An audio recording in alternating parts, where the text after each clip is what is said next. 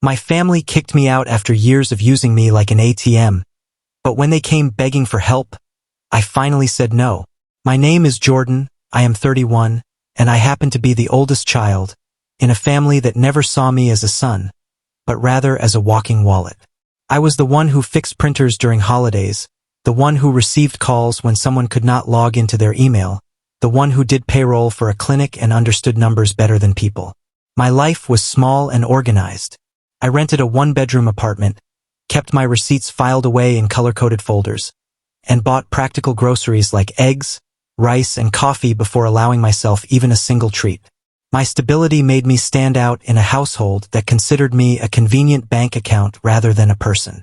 Sunday evening, I stopped by my mother's place, carrying an extra folding table I had promised for my cousin's birthday party.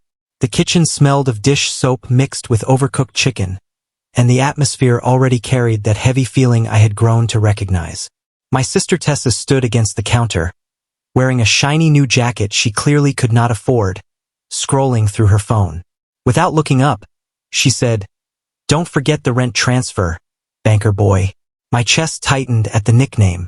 "Tessa, please don't call me that," I replied, setting the table down. My father laughed as if it were a shared joke.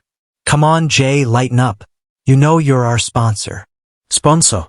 The word burned, as if I were just a logo on the back of their jerseys, funding their game. My mother, sliding a tray into the oven, added casually, "Your sister's moving into a nicer place next month. The safer. She can't do it alone." I immediately felt my jaw lock. "We talked about this. I'm not paying another security deposit." Tessa finally looked up, rolling her eyes. "You said that last time and you paid anyway. Don't be so dramatic." The room fell silent until my aunt walked in for a fork, noticing the tension before shaking her head at me like I was a sulky child. No one asked whether I could afford it. No one asked whether I wanted to help. My father stepped closer. "Son, family helps family. We didn't raise you to be selfish." That word, selfish, landed like a knife in the part of my chest that never healed. I tried to keep my voice even. "I'm not having this conversation here because you know you're wrong." Tessa rolled her eyes again. "You just don't like how it sounds." My mother turned around finally, holding a dish towel. "Enough, Jordan. You'll handle the deposit." "Tessa, say thank you." She spoke as if the decision was final, as if my answer never mattered. I was a line item on their grocery list, and they had run out of me. My phone buzzed on the counter, the family group chat filling with memes and confetti emojis from the party.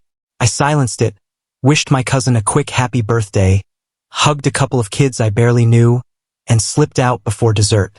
Outside, the air was damp and cold. I sat inside my car with my hands on the wheel, my forehead against the leather, and my breath fogging the dashboard. My chest felt hollow and loud at the same time. The words echoed. Dad saying sponsor. Mom saying, say thank you. Tess in her shiny jacket. I realized this had not started tonight. It had started years ago. First, a second phone line, just for emergencies.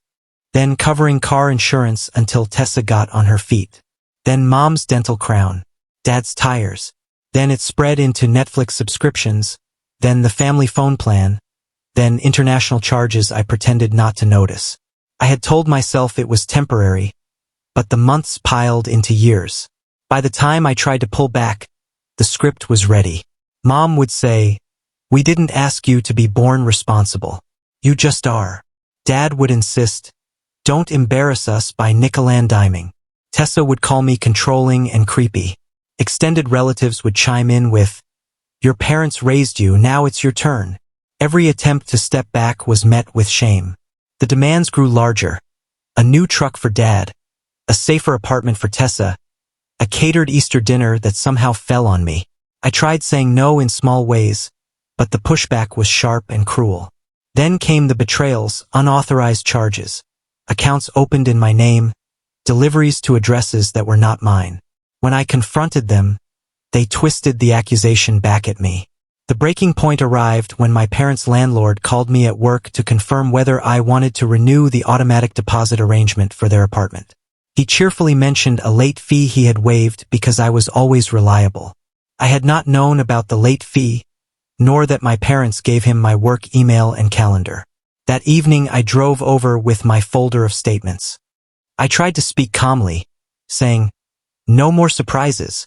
If I'm paying, I need to know what it is." My mother said, "We feel attacked." My father said, "Don't use that tone with us." Tessa mocked me from the doorway. "Should we tip you too?" I could only whisper, "I'm tired of being the only adult." And then my mother spoke the words that cut through me. "If it's so hard for you to be part of this family, maybe you shouldn't be." The next day, a message arrived in the family chat. "We need distance from you. Please stop contacting us completely." 3 minutes later, another line. "Uncle Rick is helping us pack tonight. Please don't make it weird." I sat at my desk, reading the words over and over. Something locked into place inside me. Not rage, not sadness, just a final turning of the key. I replied, "Of course. I'll cancel my direct deposits first thing." Silence followed. Then confusion. Then anger. I sent screenshots, line by line, of every expense they had pushed onto me. Rent, utilities, phone plan, car insurance, streaming accounts. I wrote, "These end on the date circled. You have 30 days to transfer services into your names." The chat exploded. Tessa called me sick. My parents accused me of cruelty. I replied calmly, "Boundaries aren't cruelty." They shifted tactics, pleading that Dad's blood pressure was high, that Mom couldn't sleep from worry, that Tessa's neighborhood was dangerous. I typed back, "I hope you're safe and healthy. I'm not abandoning you. I'm ending financial entanglement that hurts us all." Uncle Rick stepped in, promising to return anything in my name. When my mother texted, "If you do this, you're dead to me," I replied, "I'm sorry you feel that way." And for the first time, I meant it without shaking. That night, I sat in the dark with my cat beside me, canceling accounts one by one. It was tedious, boring, and brutal. Security questions, hold music, confirmation numbers jotted on sticky notes. But each cancellation was a rope cut loose. Uncle Rick dropped off boxes later that week. A blender, towels, a router they never bothered to install. He said quietly, "They'll be mad a long time. Then they'll be hungry. Don't confuse food with enabling. You know the difference." Weeks passed.